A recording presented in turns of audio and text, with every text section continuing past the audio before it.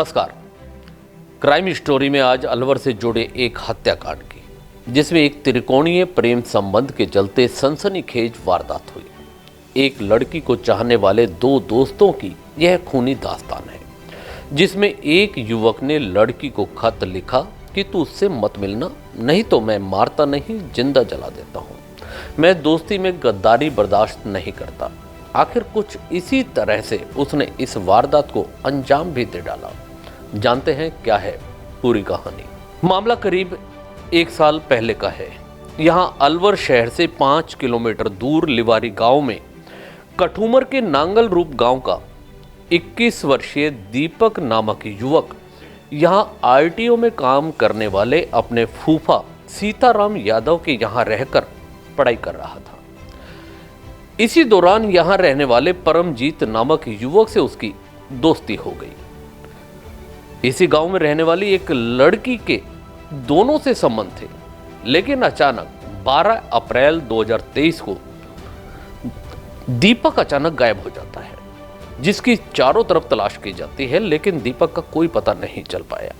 Police में भी दीपक की गुमशुदगी की रिपोर्ट लिखाई गई। 15 दिन निकल गए। पुलिस ने आसपास के पहाड़ों पर छानबीन की। इस दौरान पहाड़ों की तरफ पुलिस को एक सर कटा हुआ मिला और हाथ पैर मिलते हैं। सदर थाना प्रभारी राजेश शर्मा सहित मौके पर एफएसएल टीम को बुलाकर साक्ष्य जुटाए गए। कुछ ही समय में स्पष्ट हो गया कि यह लाश दीपक की है, लेकिन पुलिस के लिए हत्यारे तक पहुंचना आसान नहीं था। इस हत्याकांड की जांच एसपी तेजस्विनी गौतम ने जयपुर एएसपी सिद्धांत शर्मा को सौंपी। पुलिस ने कॉल डिटेल निकाली, उसी आधार पर जांच को आगे बढ़ाते हुए आया।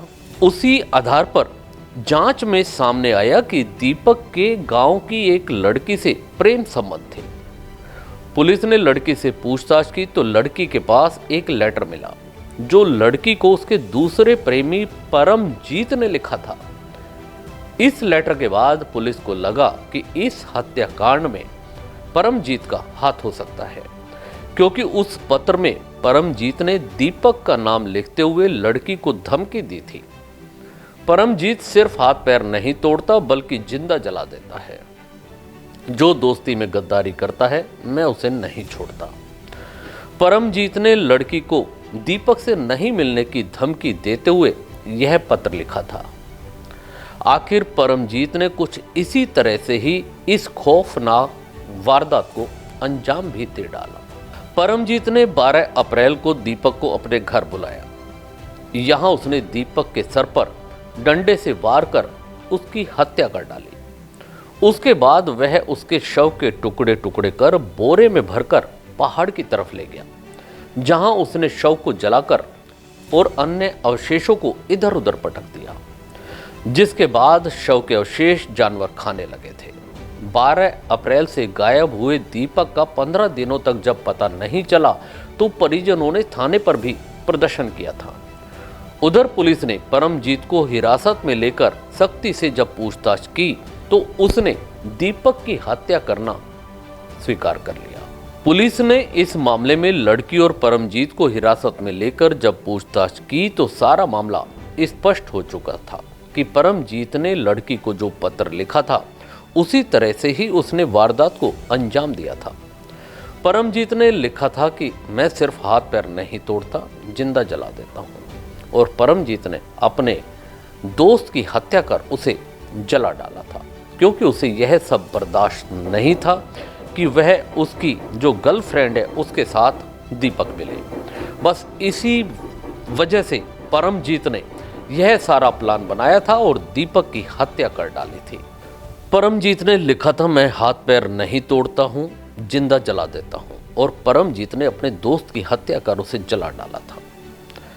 यह सारी वारदात परमजीत ने इसलिए रची थी क्योंकि उसे बर्दाश्त नहीं हो रहा था कि उसकी गर्लफ्रेंड के साथ दीपक मिले। इस घटना ने सबको हिलाकर रख दिया था।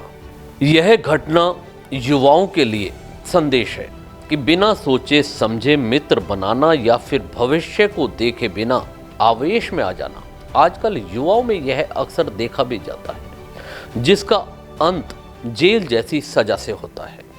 दो गलत लोग अक्सर खुद को दोस्त मानने लगते हैं, जो कि सहूलियत का मेल होता है, उसका अंत इस प्रकार के क्राइम के रूप में होता है। आप अगर युवा हैं तो बिना जाने पहचाने मित्रता करने से बचें। अगर आप वयस्क हैं तो अपने बच्चों को ऐसी संगत और इस प्रकार की मानसिकता से दूर रखें। आज की क्राइम स्टोरी में इतना ही। दीजिए इजाजत। नमस्कार। चैनल को भी सब्सक्राइब करना ना भूलिएगा।